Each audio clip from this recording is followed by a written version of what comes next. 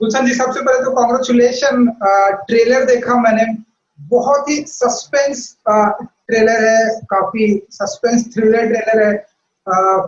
काफी एनर्जेटिक भी है, लेकिन कुछ समझ में नहीं आ रहा है कि आखिर क्या हो रहा है, किसने किसका कत्ल किया। तो आप पहले तो ये जानना चाहिए कि कैसा रहा एक्सपीरियंस आपका, क्योंकि काफी डिफरेंट मूवी ला रहे हैं आप। हाँ, तो मेरी कोशिश यही रहती है कि मैं अलग अलग जॉनर्स में कुछ अलग अलग प्रदर्शन करूं अपनी कला का। तो मैं तो क्राफ्ट्समैन हूं, तो कनिष्क ने मुझे एक मौका दिया। प्रोड्यूसर्स ऑटबॉल पिक्चर्स नितिन उपाध्याय, उन्होंने अप्रोच किया था। एक स्क्रिप्ट हमारे पास, एक नए डायरेक्टर है कनिष्क वर्मा, जिन्होंने लिखी है ये स्टोरी। हम चाहते हैं कि आप सुने। तो मुझे स्टोरी बहुत अच्छी लगी, और खासकर इसकी एंडिंग बहुत अच्छी लगी मुझे। जिस तरह से फिल्म की समाप्ति होती है, मुझे बड़ी अच्छी लगी। वहां पे कुछ कुछ नयापन नहीं कहूंगा, लेकिन कुछ तो है बात उसमें जो आई थिंक दर्शक एक्सपेक्ट नहीं करेंगे। और वैसे कहानी वैसे सरल, बहुत सिंपल है। एक सीरियल किलर है और एक सीबीआई अफसर है, और पूरी सीबीआई अफसर और उसकी टीम सीरियल किलर को पकड़ने के चक्कर में है। सीरियल किलर बहुत ही शातिर है, वो क्लूज घड़ी घड़ी क्लूज छोड़ता है कि ठीक है, तुम लोगों में ताकत है तो पकड़ के देखो। तो ये नेट नेट कहानी ये है। लेकिन ऊपर से तो बहुत सरल और सिंपल कहानी है, लेकिन इसमें कई कई सारे लेयर्स हैं। तो फिल्म ऑब्सेशन के बारे में, तो उस चीज को, उसकी चीजों के बारे में भी कुछ टिप्पणियां आपको नजर आएंगी। लेयर्स धीरे धीरे जैसे फिल्म रफ्तार पकड़ती है। तो तकरीबन 1 घंटा और 56 मिनट की फिल्म है। बहुत जल्दी से समाप्त हो जाती है फिल्म, और बहुत रफ्तार से ये फिल्म शुरू होती है और खत्म भी होती है। जी, तो इसलिए ये वो रीजन है कि इस फिल्म का नाम फूड फेरी रखा है आपने, आपकी टीम ने, डायरेक्टर प्रोड्यूसर ने? डायरेक्टर की प्रेरणा जो है थ्रिलर फिल्म, थ्रिलर जॉनर से काफी कुछ है। और कुछ ऐसे डायरेक्टर्स भी हैं जिनसे उनको बहुत प्रेरणा मिली है। तो उन्होंने बहुत सारी किताबों से भी इंस्पिरेशन लिया है। उनमें से माइंड हंटर, जिसपे सीरीज भी बनी है, एक फॉरेन सीरीज भी है, हॉलीवुड की सीरीज भी है। लेकिन उससे पहले ही वो किताब पढ़ चुके थे कनिष्क वर्मा, और कई सारे रियल केसेस पे आधारित भी उनके कुछ अंश दिखाई देंगे आपको हमारी स्टोरीज और हमारे केसेस में भी। हालांकि ये सारी घटनाएं मुंबई में घटती है, हमारी कहानी मुंबई बेस्ड है, लेकिन इसकी प्रेरणा जो है आपको उस किताब से मिलेगी, जो आई थिंक एफबीआई के जो सबसे पहले एफबीआई के स्थापक जो थे, जिसकी स्थापना की थी, सबसे पहले डायरेक्टर थे, उनका नाम मैं भूल गया, उनकी लिखी हुई किताब है। तो उनके साथ बहुत सारे टेक्निक्स और ये सब आपको देखना मिलेगा। एज विवान देशमुख और हमारी सीबीआई टीम उन चीजों को का पालन करती है। तो क्या था सवाल, क्या था?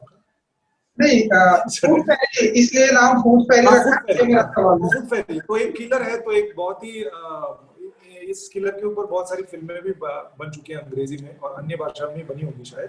टूथ फेरी नाम से एक सीरियल किलर था, तो उससे प्रेरणा लेके फूड फेरी ऐसा कनिष्क वर्मा ने रखा। तो जब मैं अपना थोड़ा सा होमवर्क कर रहा था, तो मैंने देखा कि इस पर फिल्में और भी बन चुकी हैं, करेक्ट? हाँ। तो किस चीज पे? फूड फेरी पे? सीरियल किलर पे बहुत। हाँ हाँ, तो कुछ आपने ऐसे, हालांकि हमने आपकी कमांडो भी देखी थी, वहां पे आप बड़े ही डिफरेंट अंदाज में दिखाई दिए थे। तो कुछ ऐसे वर्कशॉप किया आपने इस तरह के कैरेक्टर में अपने आप को ढालने के लिए, या क्या कुछ आपने कोई ऐसी फिल्में देखी आपने? जी, नहीं फिल्में नहीं देखी मैंने तो सिर्फ स्क्रिप्ट के ऊपर, क्योंकि हमारे पास समय था। हालांकि बहुत सिंपल फिल्म थी, 34 डेज का हमारा शेड्यूल था।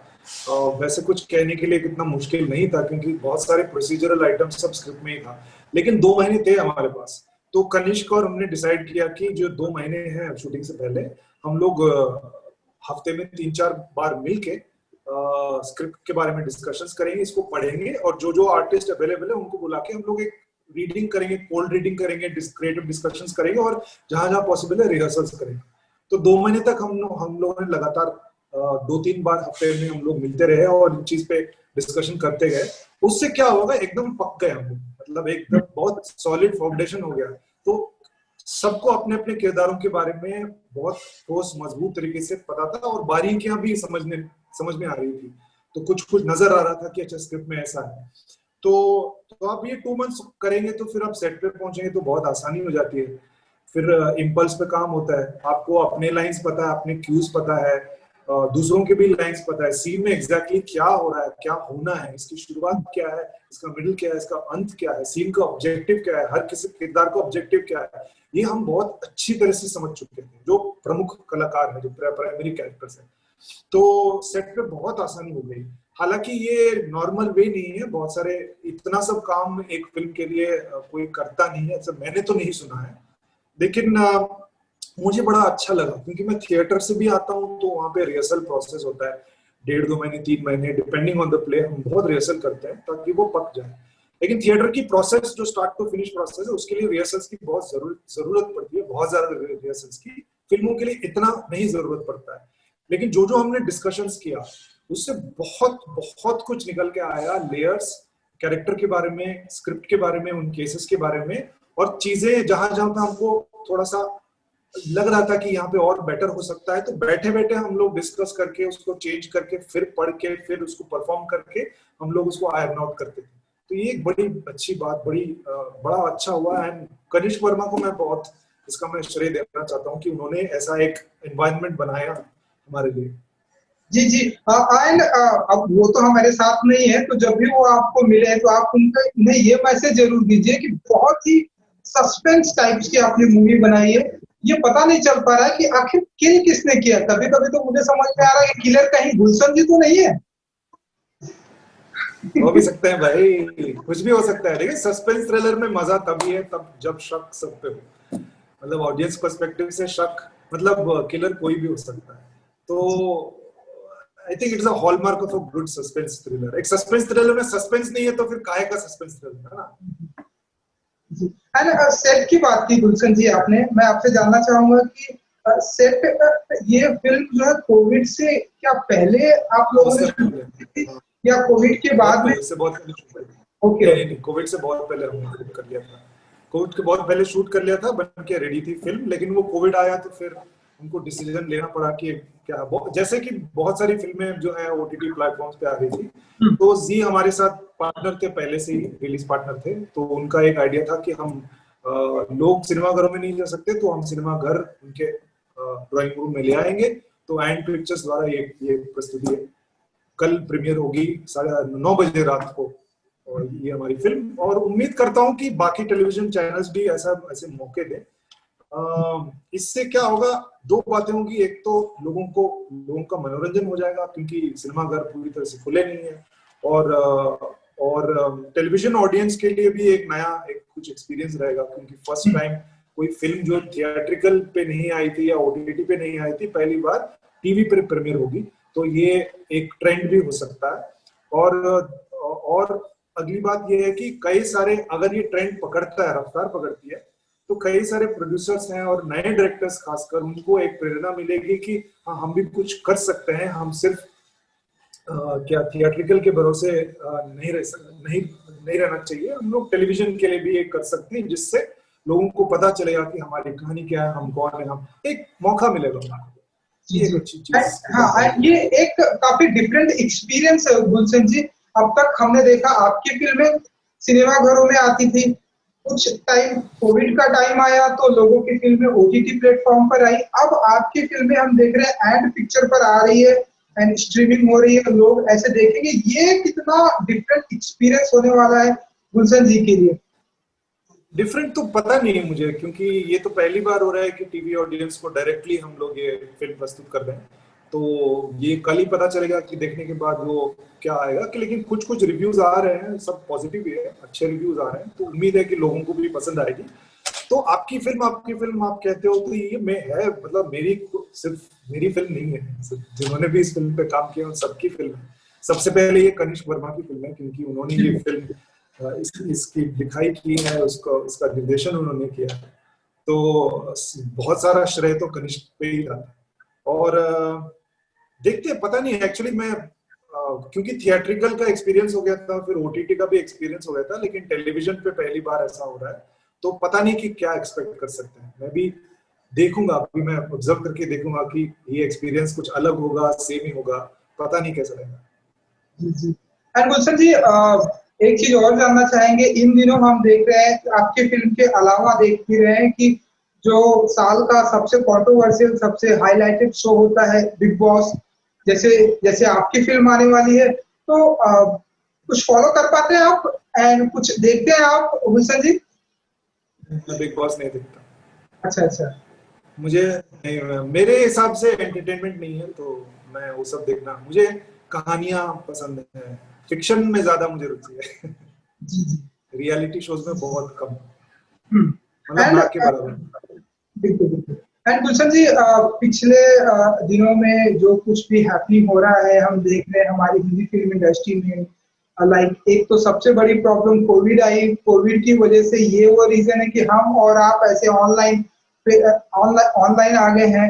एंड उसके बाद हमने देखा कि कुछ ड्रग्स के ढेरों सारे मैटर हमारी हिंदी फिल्म इंडस्ट्री में आ गए, जिससे सोशल मीडिया पर बहुत सारी क्रिटिसिज्म होने लगी कि अरे Hindi film industry boycott Hindi film industry को करते हैं। कैसे देखते हैं एज एन एक्टर इन सारी चीजों को? आप जब आप सुनते हैं, पढ़ते हैं, सोशल मीडिया पर देखते हैं, तो कैसे देखते हैं गुलशन जी?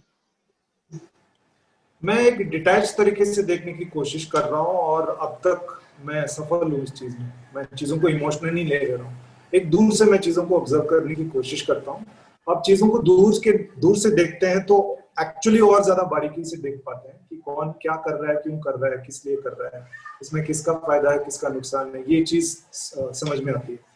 तो मेरी कोई इमोशनल इन्वॉल्वमेंट नहीं है।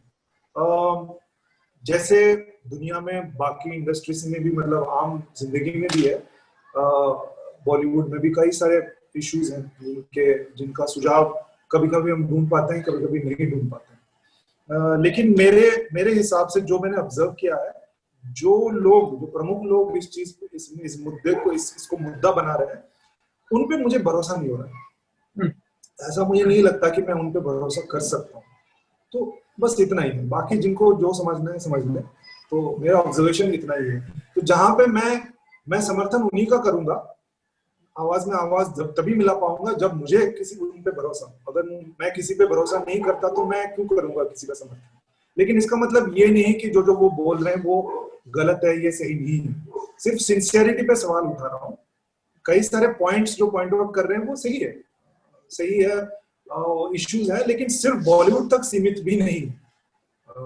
अलग अलग इंडस्ट्रीज में भी जहां जहां पावर स्ट्रक्चर्स है, जहां जहां जैसे ये फाइनेंशियल सेक्टर में भी प्रॉब्लम है, पॉलिटिक्स में भी प्रॉब्लम है, सब करप्शन होते हैं। और ड्रग का प्रॉब्लम तो क्या सिर्फ बॉलीवुड तक सीमित नहीं है। और ऐसा नहीं है कि बॉलीवुड के सितारे खुलेआम से ड्रग्स का प्रचार कर रहे हैं, ऐसा तो बिल्कुल नहीं है। तो इसका मतलब ये नहीं है कि सिर्फ बॉलीवुड में ये प्रॉब्लम हो रहा है और ये बॉलीवुड सितारे ये लाइफस्टाइल जी के यंगस्टर्स को प्रभावित कर रहे हैं कि आपको भी ये करना चाहिए। ऐसा तो कोई नहीं कर रहा है ना। तो सिर्फ बॉलीवुड को टारगेट करना, इसके पीछे फिर मकसद कुछ और हो सकता है, ये मेरा मानना है। चलिए गुलशन जी, बैक टू फिल्म, आपकी फिल्म पर आता हूँ मैं। सागरिका घाटगे जी भी हैं, मैंने उनका भी हालांकि ट्रेलर में तो बहुत ही थोड़ा सा वो उनका कैरेक्टर मुझे दिख रहा है। तो अगर आप कुछ बता सके कि कैसा रहा उनके साथ का एक्सपीरियंस, एंड कुछ अगर आप एक्सपीरियंस शेयर कर सके तो। जी, सबसे पहले उनकी फिल्म आई थी चक दे, तब मैंने इंडस्ट्री भी नहीं ज्वाइन किया था, तो मैं बैंगलोर में था, तब देखी थी मैंने उनकी पिक्चर और मुझे बड़ी क्यूट लगी थी। तो बाद में यहाँ पे फिर जब पता चला, उसके बाद मुलाकात नहीं हुई, तो कभी मिलना या बातचीत नहीं हुआ। तो फिर मुझे बताया गया कि कनिष्क जब नरेट कर रहे थे तो फिर उन्होंने कहा कि सागरिका को दे रहे हैं। तो मैंने कहा अरे यार वो तो बहुत क्यूट है ना, बहुत सही है।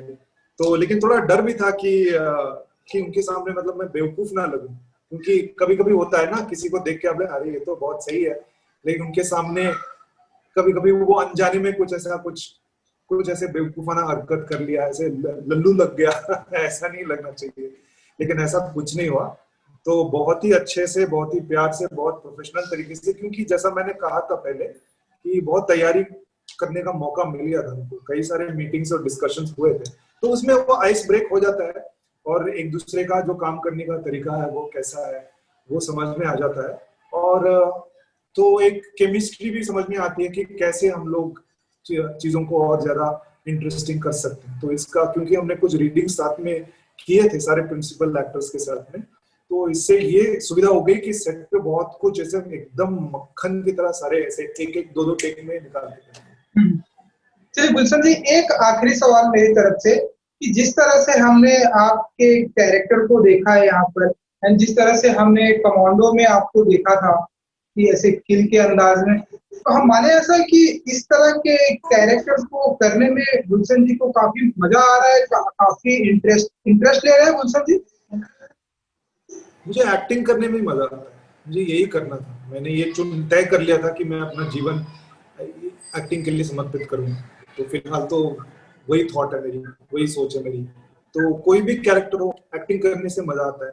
हाँ, कुछ किरदार मुझे इतने इंटरेस्टिंग नहीं लगते, तो मैं कोशिश करता हूँ कि उन चीजों को ना करूँ। अब तक मैंने ऐसा कुछ भी नहीं किया है जो मुझे नहीं करना था, मैंने मजबूरी में किया था या दबाव में किया था, ऐसा कोई भी नहीं है। इसलिए शायद मैं कम नजर भी आता हूँ, क्योंकि थोड़ा मैं कोशिश करता हूँ कि एक वर्सिटैलिटी, एक डाइवर्सिटी बनाए रखने की कोशिश में। तो कमांडो में भी एक ऑब्सेस्ड, लेकिन वो व्यूअर्स पर्सपेक्टिव से वो खलनायक था, और यहाँ पे व्यूअर्स पर्सपेक्टिव से खलनायक नहीं है। लेकिन दोनों में एक सिमिलैरिटी है, दोनों में ऑब्सेशन है। लेकिन वो ऑब्सेशन बुराक अंसारी का अलग था और विवान देशमुख का अलग है। लेकिन ऑब्सेशन अच्छा नहीं होता है हमेशा, वो चाहे कुछ भी हो, अच्छे के लिए हो या बुरे के लिए हो, लेकिन बहुत ज्यादा ऑब्सेशन हमेशा डेंजरस साबित हो सकता है। चलिए गुलशन जी, अब कुछ ही घंटे बाकी रह गए आपकी फिल्म को स्ट्रीमिंग होने में एंड पिक्चर पर आने में। अपने फैंस के लिए जिन्हें काफी बेसब्री से इंतजार होता है आपकी फिल्मों का, आपकी अपकमिंग प्रोजेक्ट का, उनके लिए क्या कुछ कहना चाहेंगे आप? और क्या कहें, वो तो देखेंगे ही। जो मेरे चाहने वाले मुझे बहुत प्यार दिया है, बहुत सम्मान दिया है और बहुत सहारा दिया है, बहुत सपोर्ट करते हैं। ये उम्मीद है कि और भी लोग जुड़ेंगे, और भी लोग हमारे जैसे हम जो फिल्में बनाते हैं उसको देखेंगे, उसको सराहेंगे। यही उम्मीद से मैं गुजारिश करूंगा कि टीवी पे 9 बजे 24 तारीख को हमारी फिल्म की पेशकश हो रही है। आप जरूर देखें और हमें बताएं कि आपको कैसी लगी। जी बिल्कुल, हम भी अपना रिव्यू आपको देंगे। हमसे बात करने के लिए बहुत बहुत धन्यवाद एंड जल्दी हम इवेंट्स पर एंड ऑन ग्राउंड आपसे मिलेंगे, फिर ढेरों सारी बातें करेंगे, लाइव तो ढेरों सारी बातें करेंगे। जी।